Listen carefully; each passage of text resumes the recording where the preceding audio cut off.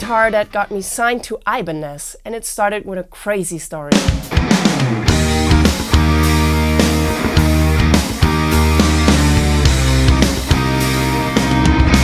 This week I want to introduce you to my Ibanez AZ in Iceberg Blue. It is a premium model, not a prestige. The difference between premium and prestige models are that the premium guitars are built in Indonesia and the prestige models are built in Japan. And I actually want to show you with this guitar that you can always get a really good guitar and you don't have to spend a ton of money to get a good quality, great sounding, great feeling and great looking guitar. They're really, really great. I've been using this guitar a lot, as I will show you later on in the video. Before I tell you the crazy story how I ended up getting this guitar and actually ended up becoming an Ibanez artist, I have to go back a few years because this story involves a person called Daniel.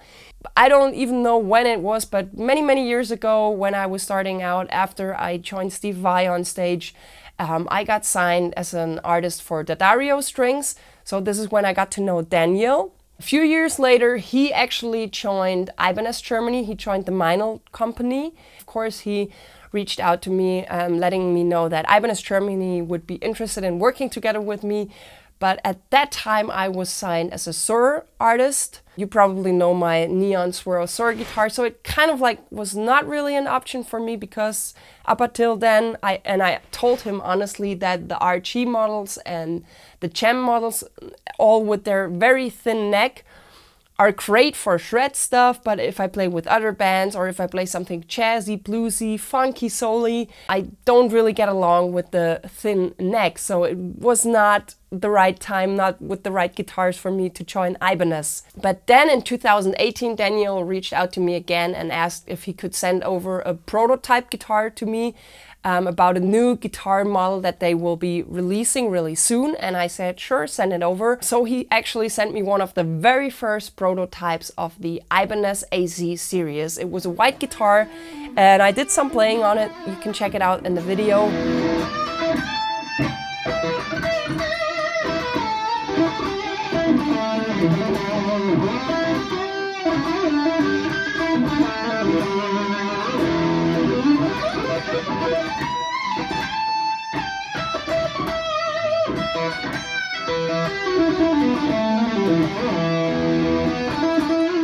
It felt great and it was actually what I was missing up until then from Ibanez guitars. It was a guitar with a thicker neck that felt much more comfortable for versatile playing, and then it was much more Strat sounding, and I love how with the Seymour Duncan they've been working on a new pickup constellation.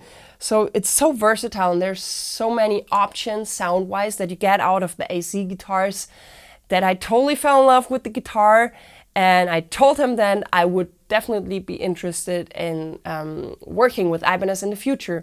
Now comes the crazy story. I was on tour with my band.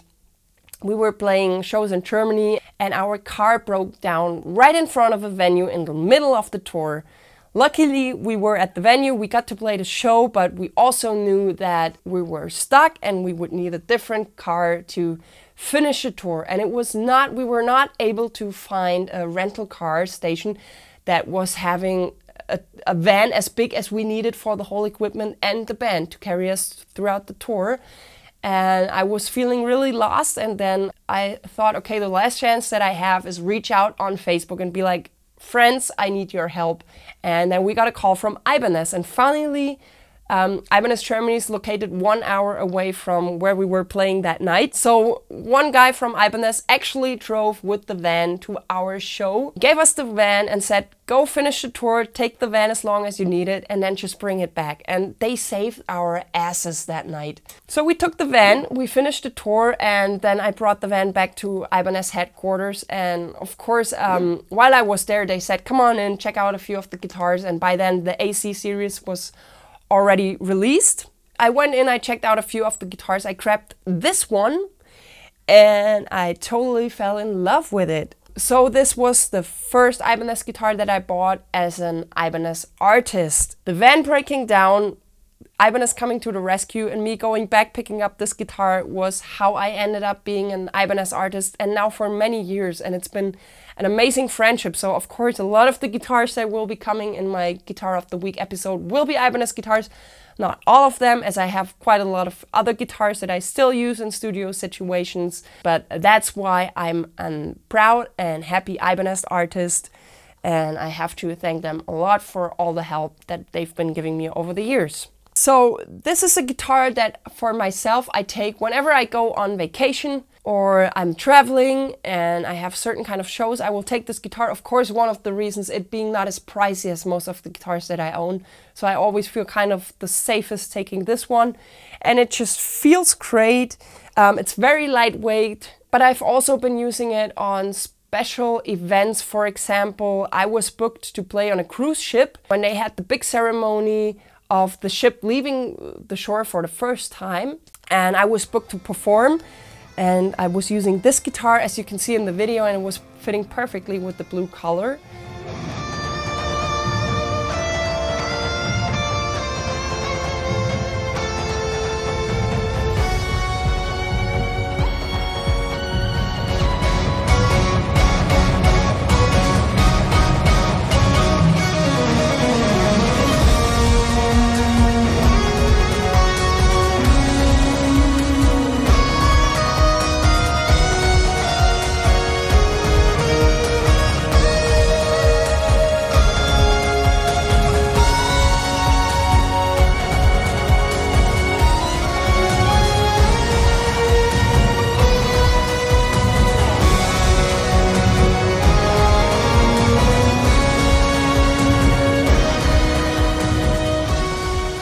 And then, for example, also I've been using this guitar. A good friend of mine, she's a musician, she's a comedian, her name is Ariane, and she has a comedy duo. They're called Suchtpotenzial. So if you're German, if you understand German, I really recommend you checking out Suchtpotenzial. They're amazingly funny. They're so much fun listening to. And they released a song a while ago called Genauso scheiße wie ihr, which is about how women are just as bad as men are, and of course it's all being seen in a funny way. And they asked me to play a guitar solo on that song, and not only did I play the guitar solo, I joined them for the music video, and I was using this guitar as well.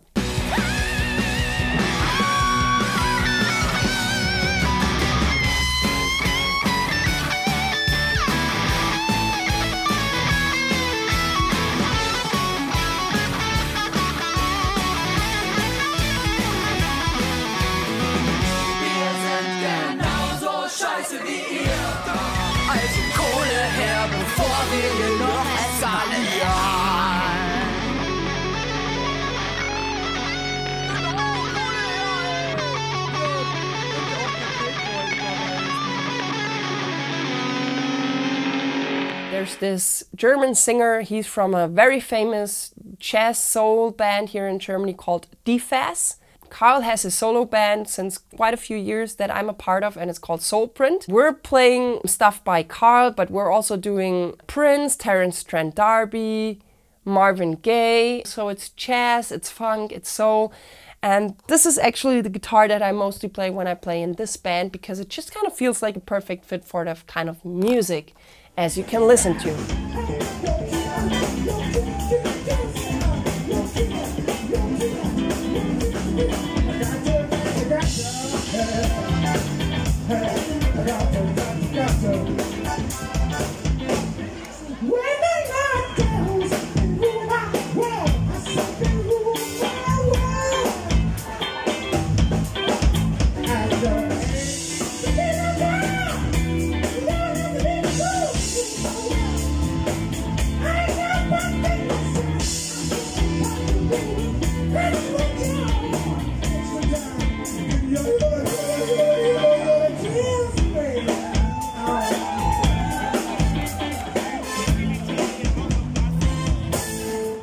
And if I would use it for my music, there's a song, for example, Happy Days, that I would feel this guitar would be a really cool fit.